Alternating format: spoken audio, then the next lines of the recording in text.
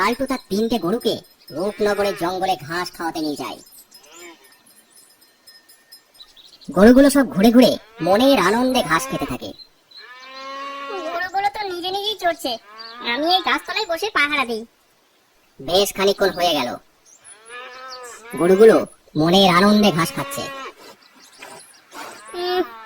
বসে থেকে থেকে আর ভালো লাগছে না। নদীর ধারের ওই আম গাছ থেকে দেখছি বেশ কয়েকটা পাকা আম পড়েছে, যাই কুড়িয়ে নিয়ে আসি। কালটু নদীর ধারে ওই আম তলায় যায়, একটা পাকা আম কুড়িয়ে নেয়। তখনই দেখে পাশের নদীর জলে ভেসে থাকা একটা আম হঠাৎ যেন অদৃশ্য হয়ে যায়। কি ব্যাপার, আমটা হঠাৎ অদৃশ্য হয়ে গেল কেন? কি ব্যাপার কি জানি। যাকগে, আমি আমগুলো নিয়ে গিয়ে ওই গাছতলায় বসে খেতে খেতে গরুগুলোকে পাহারা দিই। কালটু সেখান থেকে চলে যায়। তখনই নদীর জলে একটা বড় লেজ উঠে আবার অদৃশ্য হয়ে যায়।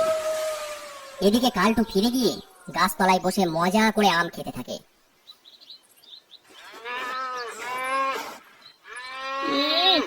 সত্যি ওই আমগুলো কি মিষ্টি। এবার আমি একটু চোখ বুজে ঘুমিয়ে নি, ততক্ষণে গরুগুলো মজা করে ঘাস খাক। খানিক পরেই কালটু গভীর ঘুমে তলিয়ে যায়,